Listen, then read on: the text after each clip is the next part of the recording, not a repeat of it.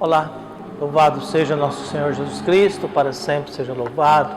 Glória ao Pai, ao Filho e ao Espírito Santo, como era no princípio, agora e sempre. Amém.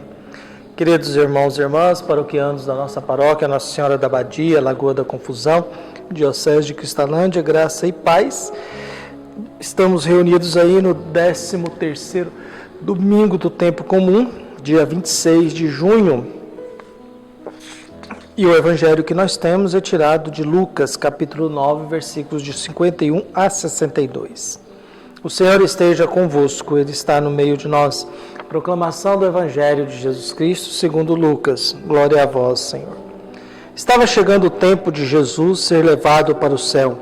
Então ele tomou a firme decisão de partir para Jerusalém e enviou mensageiros à sua frente. Estes puseram-se a caminho e encontraram um povoado de samaritanos para preparar hospedagem para Jesus. Mas os samaritanos não o receberam, pois Jesus dava a impressão de que ia para Jerusalém.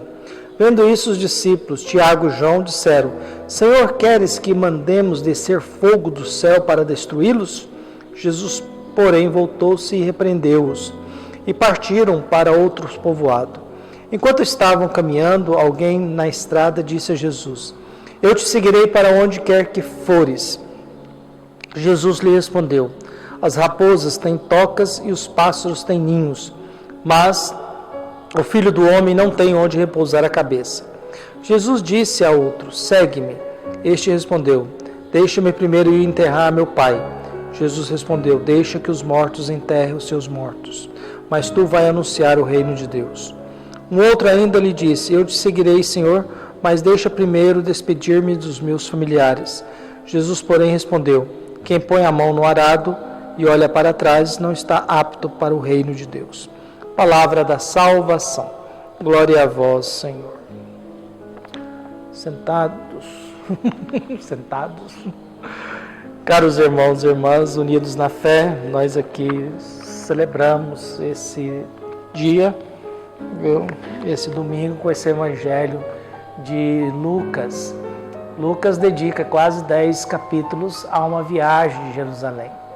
E a viagem hoje começa com esse firme propósito. Jesus toma o firme propósito de ir para Jerusalém. É a última viagem de Jesus, que Mateus dedica 2 capítulos, Marcos 1, Lucas quase 10. Começa aqui nesse 9, 51, 52. E a viagem começa com as situações dos discipulados. Quem é que vai com Jesus nessa viagem? Viu? O primeiro, temos 3 realidades que é apresentada por Lucas. O primeiro, viu? Eu te seguirei para onde tu fores. Jesus diz e faz um alerta. As raposas têm onde ficar, os passarinhos têm seus ninhos, mas o Filho do Homem não tem onde reclinar a cabeça. Você está disposto a isso? Você está disposto a fazer um caminho, seguir alguém que não vai te dar garantia de repouso, que não vai te dar um ninho, que não vai te dar um lugar confortável? Você está disposto a seguir esse caminho, seguir essa pessoa de que não tem onde reclinar a cabeça, não tem um travesseiro, de que agora toma uma decisão de caminhar para Jerusalém, e Jerusalém será o dia da prisão, da condenação, do julgamento, da morte de Jesus e também depois da ressurreição? Mas a ressurreição é algo estranho, não há experiência do ressuscitado ainda. Então Jesus faz esse alerta. Vem outro, Jesus o convida: segue-me. Deixa eu sepultar meus pais. Deixa os mortos cuidar dos mortos. Deixa os mortos cuidar dos mortos. A você vai anunciar o reino de Deus.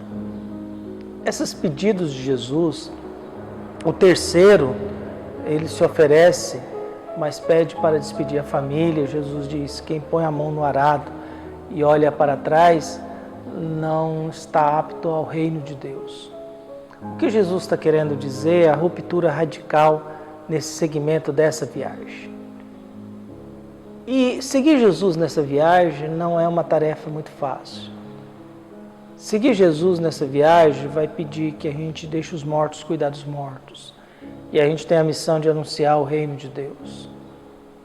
Seguir Jesus nessa viagem é saber que eu estou seguindo alguém que não tem onde reclinar a cabeça. Seguir Jesus nessa viagem é saber de que eu não posso nem despedir dos meus familiares, porque eu não posso olhar para trás. É daqui para frente. Se eu quero o reino de Deus, o reino de Deus vai se tornar maior e mais importante que os familiares nossos. Para o mundo em que a igreja ela defende muita família, a igreja defende muita família, a Bíblia não. A Bíblia não defende muita família não. Defende a vontade de Deus. A estrutura hierárquica da igreja é que defende muito a estrutura familiar que a igreja propõe. E a igreja pede uma família que raramente existe. Se você conhecer umas 2, 3, 4 famílias segundo aos moldes da igreja, viu? Parabéns, você já é uma pessoa abençoada, viu? Mas na maioria das vezes nossas famílias são muito mais próximas às famílias da Bíblia do que necessariamente às famílias da igreja.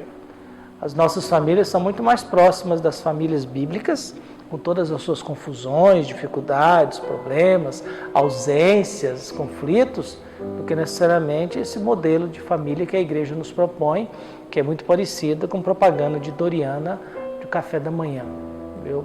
Que não existe também. Então, o que nós temos hoje? Nós temos hoje essa dimensão do seguimento de Jesus. Jesus toma um propósito de ir para a cidade onde será morto. E a gente, como vamos nos comportar diante disso? A gente vai se oferecer, Jesus vai nos convidar. Se a gente se oferece, Jesus nos dá um banho de água fria. Se Jesus nos convida e a gente coloca alguma restrição nisso, ele já dá um chega na gente, já dá um puxão de orelha. E Jesus está pedindo rompimento com coisas sagradas, enterrar meus pais, despedir dos meus familiares, rompimento familiar para segui-lo com esse propósito de seguir até Jerusalém. Por isso a minha prece de hoje é sempre uma grande pergunta que sempre devemos fazer. A gente se oferece a seguir Jesus ou Jesus nos convida a segui-lo? Mas nesse seguimento de Jesus, qual que é a minha disponibilidade de romper com certas coisas que eu acho que são importantes? E qual que é a minha disponibilidade em ter a coragem de enfrentar aquilo que eu vou ter que enfrentar nessa viagem para Jerusalém? Nesse percurso de discernimento de Jerusalém. Porque é nessa viagem que Jesus vai deixar a multidão de lado e Jesus começa a falar só para os seus discípulos, para aqueles que tornarão seus apóstolos. Por isso a minha prece é que Deus possa nos chamar, mas que também que Ele nos dê a coragem da gente seguir o seu Filho Jesus. Que nos dê o Espírito Santo para que a gente tenha consciência de como agir e o que fazer diante do mundo em que nós vivemos. Que Deus possa guiar, iluminar e nos proteger sempre então. Um abraço e até mais.